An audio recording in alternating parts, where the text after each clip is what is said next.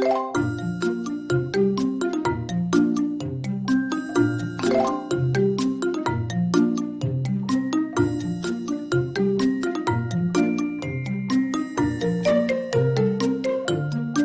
아이가 4세 2개월이에요.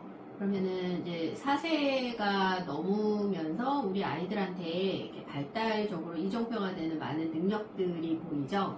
특히 이제 주도성, 자기조절력, 그리고 좀 더 나아가면 이제 문제 해결력 같은 것들이 아마 좀 두드러지게 발달해서 우리가 좀 체크해 보아야 되고 또 촉진해 주어야 되는 이제 목표일 거라고 생각을 합니다.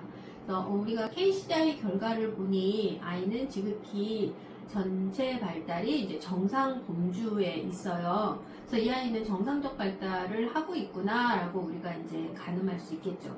뭐 글자, 숫자, 학습 능력도 그렇고 언어, 표현 또 언어 이해 부분도 굉장히 아이가 잘하고 있어요. 그리고 이해 능력이 이제 표현 능력보다도 앞서서 다른 사람하고 소통하는 데 있어서도 이해가 되고 또 적절하게 이제 연령 수준에 맞는 표현도 어휘 구사도 할 수 있는 아이예요.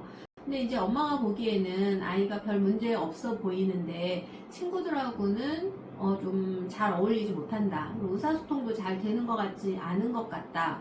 아이가 말을 못하지는 않는데 뭔가가 트러블이 있고 할 때 어머님들은 그렇게 느끼겠죠. 그리고 좀 쭈삣쭈삣하고 다가가지도 못하는 것 같다. 아이가 왜 다 기능도 되고 표현 언어도 적절히 되는데 왜 우리 아이가 다른 아이하고 잘 못 놀까? 라고 하는 거죠. 근데 이제 그 부분이 잘 못 논다, 어울리지 못한다. 그럼 우리는 이제 사회적 관계, 사회성의 문제를 좀 의심해 볼 수가 있겠어요. 근데 KCI 상에서 보면 이 아이가 지극히 다 모든 기능이 정상적 범주인데 사회성을 보면 2세 6개월 수준으로 그것만 지연 범주에 나와 있어요. 뭐 결과적으로 얘기하면 이렇다고 해서 사회성이 지연이에요 라고까지 우리가 결과를 해석하지 않고요. 이 아이 같은 경우는 딱 사회성의 문제야 라고 단정할 일은 아니라는 거죠. 그래서 부가적으로 우리가 이제 CIBT 상호작용 검사를 실시해 봤을 때 그 결과를 보니까 역시 아이의 상호작용 능력은 정상범주였어요. 전체 발달로 보면. 그리고 이제 하위로 보니까 사회적 상호작용도 정상범주로 나왔어요. 그러니까 이 아이는 지금 KCI 상에서 사회성이 지연으로 나왔지만 이거 지연이다 라고 또 단정해서 진단하고 결과를 얘기하는 거는 조금 위험성이 있다는 거죠. 그래서 이 아이는 어떤 기능상의 문제는 없다는 거예요.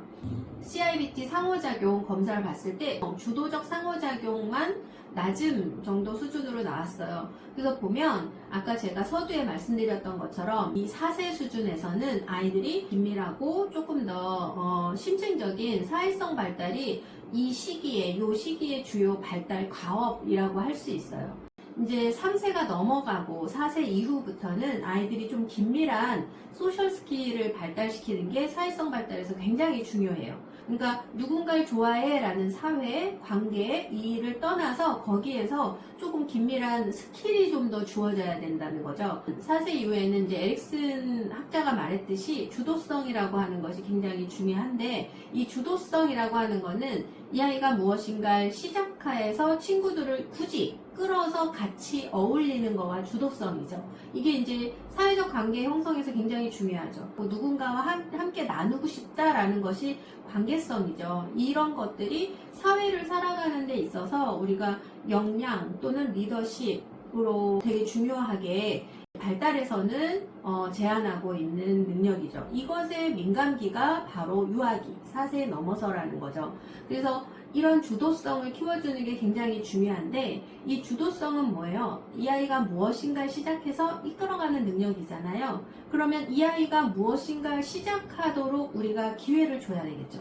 그냥 우리 아이한테 너 시작해봐, 내가 따를게 라고 해서 이 아이가 시작을 할까요? 내가 하고자 하고 내가 한 것에 대해 가치롭다라는 아이가 좀 확신이 있고 믿음이 있을 때 그 사람한테 뭔가가 제시할 수 있겠죠. 내가 제시한 걸 저 사람이 따라주네 라고 할 때 내 것에 대해서 아이가 자신있게 내놓을 거예요. 그러려면 시작은 이 아이가 사회성 능력이 KCI 상에서는 2세 6개월 정도라 그랬어요. 그러면은 2세 정도 아이니까 아직 영아 정도의 기능이라면 무엇인가 타협 없이 그냥 내놓고 들이대고 할 거예요. 그런 어떤 이 아이가 그냥 들이대고 내놓고 하는 것이 조금 서툴더라도, 조금은 무례하더라도 그것에 대해서 그랬어, 그러고 싶었어 라고 이 아이가 하는 걸 그대로 좀 이해해 줄 때, 엄마가 또는 선생님이 내가 하는 거에 대해서 좋아를 해주는구나, 받아주는구나 라는 상대를 보는 눈이 생길 때, 그럴 때 우리가 이렇게 하면 어떨까 라는 것에 대한 바람직한 제안을 할 수가 있겠죠. 그래서 우선적으로 이 아이한테 도와줘야 되는 거는 이 아이가 하고 있는 거를 가치롭게 여겨서 자기 것에 대해서 좀 더 가치롭게 여기고 자신있게 표현하는 그런 능력을 키워주는 게 굉장히 중요할 것 같아요. 그 다음에 이제 부모님이 얘기했던 것처럼 아이가 좀 쭈뼛거려요, 위축돼요 하는 거는 좀 성향으로 이해를 해줘야 되겠어요. 그러니까 아이들이 여러 가지 기질이 있을 거예요. 아이들이 대장처럼 야 우리 이거 하자 라는 아이도 있지만 조금 먼저 관망하고 그리고 이게 괜찮나 할 때 다가가는 조금 더 좀 조심스러운 아이도 있어요. KTEX 검사를 해봤더니, 이제 기질 및 비전형 행동 검사를 해봤더니 아이가 과민감성에 있어서 굉장히 높은 비전형으로 나왔어요. 이 말은 어떤 자극에 대해서 과민감하다라고 하는 거예요. 그러니까 이 과민감하다라는 거는 우리 수준으로 생각하시면 안 돼요. 우리가 그냥 괜찮다 하는 정도가 이 아이는 안 괜찮은 거예요. 그러니까 우리는 이 정도면 괜찮아 라고 하는데 얘는 더 조심하고, 우리는 이 정도는 괜찮아 하는데 더 싫고 하는 거예요. 그래서 이 아이가 하는 것을 우리가 좀 더 지켜보고, 그리고 이 아이가 우리를 또는 그 사물을 보고 괜찮네 라는 판단을 할 때까지 좀 기다려주는 게 필요하겠죠.